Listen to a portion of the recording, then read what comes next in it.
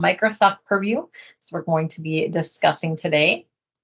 So our agenda for the session is to start off with going through the classifications that are available to you within email, different files, documents, and then we'll talk about what it looks like when you are within email as far as the automatic sensitivity labeling, how to report incorrect labels. We'll talk about encryption, and then we'll go into what that looks like with an Office application. So we're going to be looking at Word mainly specifically and those automatic sensitivity labels that come up, and then how to kind of change those labels in there and report them as well. So for our classification options, there are lots of different labels that we've got available, and I'm not going to read through each one of these word for word. Again, you'll have this content to review afterwards, as well as some quick reference guides that will kind of dig into these labels. So we've got general, personal, and then we have PII, that personally identifiable information. So when you see these labels come up, they will be the acronyms for these. So it's not going to have that full listing of them. So you'll see it labeled as PII, and this is what that is referencing. There's also financial, and then we've got the Gramm-Leach-Bliley Act, or the GLBA, as that will be labeled. So, and that will contain that information specific to a GLBA content. Then for the confidential options, there are a couple to choose from.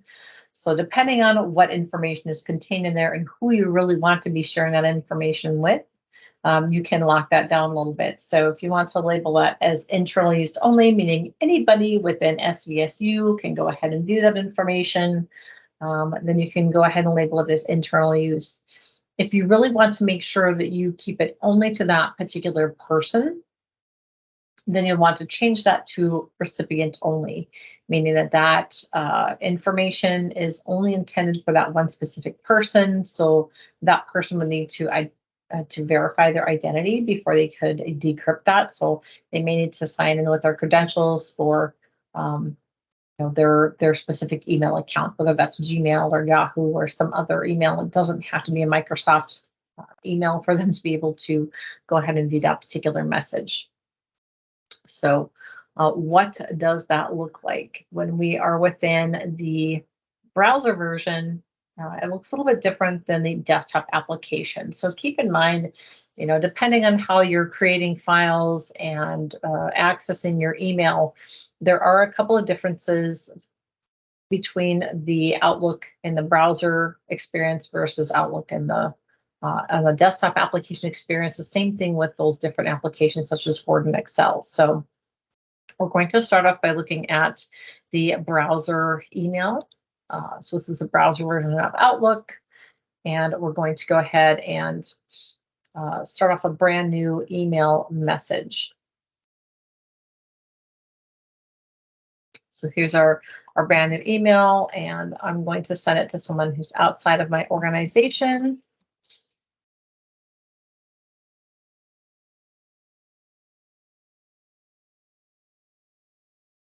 Now you can see up at the top here, we don't really have a whole lot. It's just saying that that person is outside of the organization.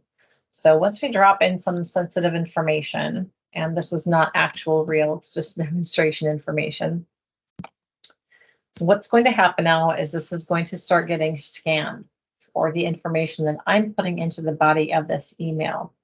And it may take a little bit for that scan to get completed. So if you've started typing in some sensitive information and you don't see any kind of notifications pop up right away, it just means that it's taking a little bit for that to get scanned for that information. Now we can see those notifications have started to pop up. So this still shows the same one that the person's outside of my organization, but this has also been automatically labeled as having PII within this particular email. And it also says that this message conflicts the policy within the organization. So if I want to see some details, I can click on the show details, and it will kind of open up to show me exactly why it conflicts. This person is not authorized to receive that type of information. And then here's where I can learn about the information that appears to be sensitive. So I can click on Learn More. And it says this is what appears to be sensitive. has a credit card number in here. Now, it could be that maybe this isn't actually a credit card number. Let's say that it's not actually a credit card number. It just happens to be in that same format. You can click on this report button to go ahead and report that. Now, you notice it just kind of disappeared. You don't need to enter any specific information.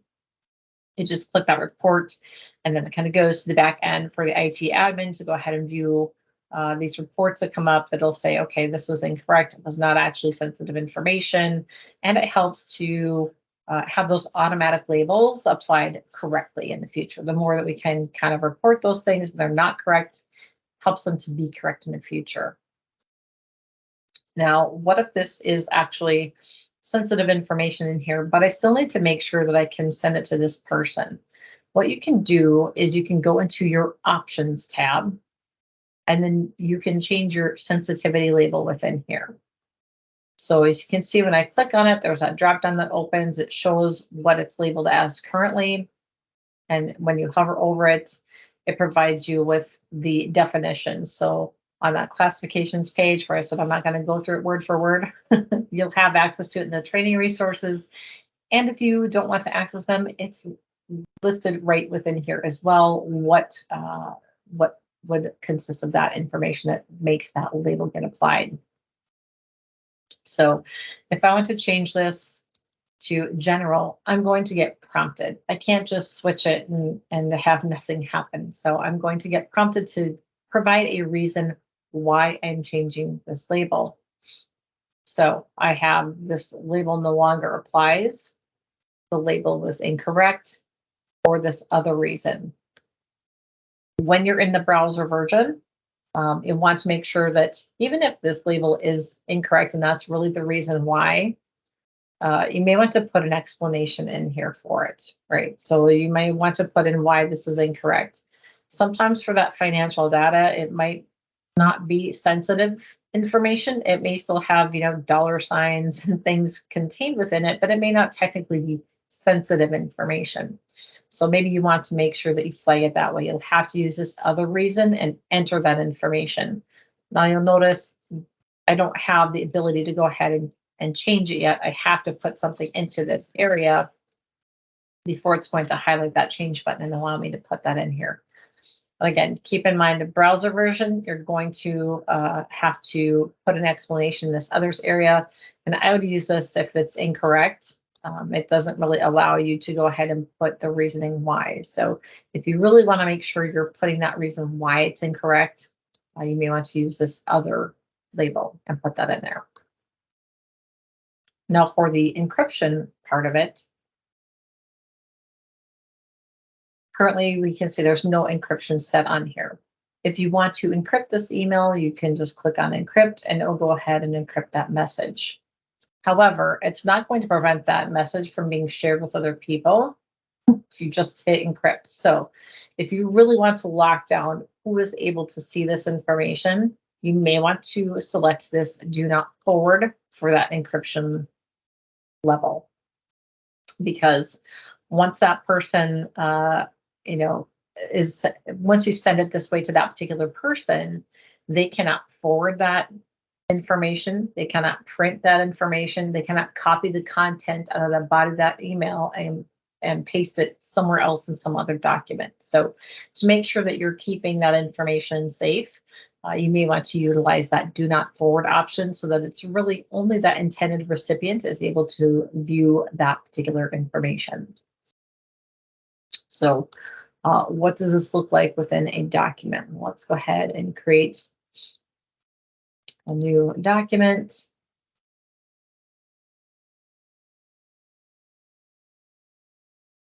And we'll put our sensitive information within here. Again, it might take just a couple moments for that scan to happen.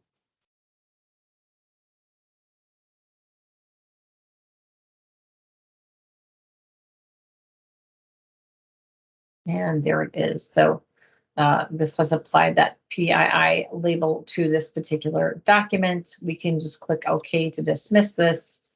Now, maybe this is another instance of where we need to change the sensitivity label on it. You can go ahead and come up into this area here, click on sensitivity. You notice this is what it's currently set to. Again, we've still got our definitions here within the document file. And we want to change it to general. And here's where we're going to put the justification reason in here. So whether that doesn't apply, whether it's incorrect, or this other reason. So, maybe it does have some sensitive information within it, but we really need to go ahead and share this file with somebody who may not have access to it when it's labeled with one of those other options, right? So if it has PII, financial, GLBA, some persons may not be able to access it, but they really do need to see this information. Then we can put that in here.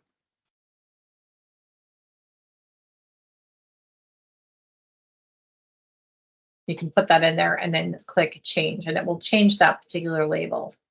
Now, what will happen is, in the back end, when we see that a label has been changed, we can see the reason why it was changed.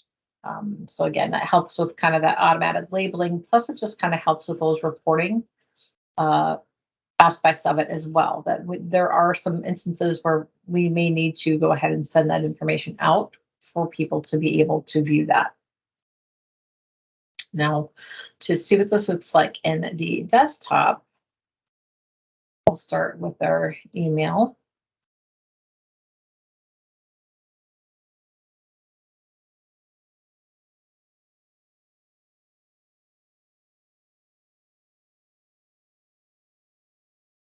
You can see currently there's no label that's applied because our email body is blank. So once we put that information in there, again, it may take just a couple moments, but we've got our notifications that are appearing here up at the top. It's applied that label. You can go ahead and just click dismiss to go ahead and remove that particular notification. And then it shows this person outside. It shows that this conflicts with the policy. Now, there's not that, show details or, learn more about that in this area. But there is a different option within the desktop version that you are able to override. Here's another policy conflict that the person can't receive that information. But again, maybe this person really does need to see this information and view this information. So then we can click on override, and here's where our justification options come into play. So we can see, yep, it conflicts with that policy, but this recipient is entitled to it. Could be one option. Or perhaps you've gotten approval from your manager to go ahead and share that particular content. You could select that. Or this other justification. So then you can go ahead and enter your reason in here. Again, it's not going to enable that override button until you enter something in this field if you select other justification reason. And then you can click override, and now that notification has disappeared. So you can go ahead and send that information out with this labeling as need to. So again, you can change that in here if you need to. And then you'll still get the justification for that as well. And then this other just says, do not enter sensitive information. So you just want to make sure you're not putting sensitive information within this other reason that you're typing in here. So you can go ahead and put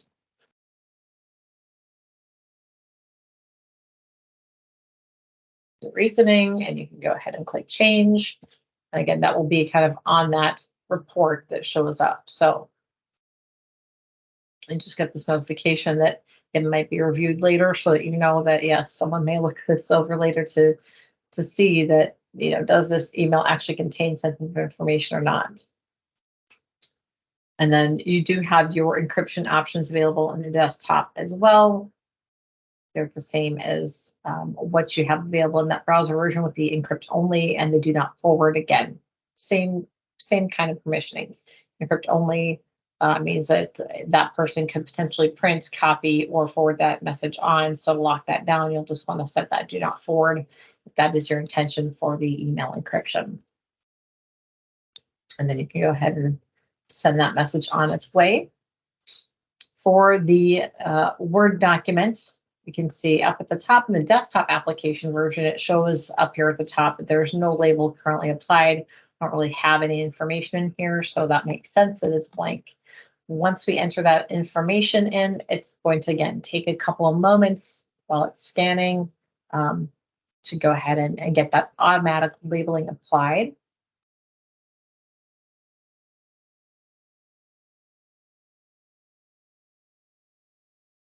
And then you can go ahead and dismiss by clicking OK. You could also just close it with that small X button if you wanted to. And now we've got that it's changed that particular labeling up here at the top. Even when you hover over it up here, it will still show that definition. And then we've got our sensitivity label options. If we needed to change it, we could do that in here as well. Again, you're going to get the justification reasons of why you're changing that particular label. So you can go ahead and state that it was incorrect and change it that way if it was truly incorrect. Maybe there wasn't any sensitive information in here. As you get to use this more, that automatic labeling, is kind of intuitive. So it will begin to learn when those labels are incorrect and kind of watch for that information to the back end. Again, with that other reasoning, you're going to have to put an explanation of why you're changing that particular label. And it won't enable that change until you've entered something in this area to go ahead and give that reasoning why you're changing that. So that's kind of the majority of the information about the automatic labeling, changing those different options. And if you're sending out emails that are encrypted or have sensitive information, people do not need to have a Microsoft email to go ahead and open them up. They would just need to make sure that they're putting in their credentials for either their Gmail or Yahoo email account to go ahead and access that information.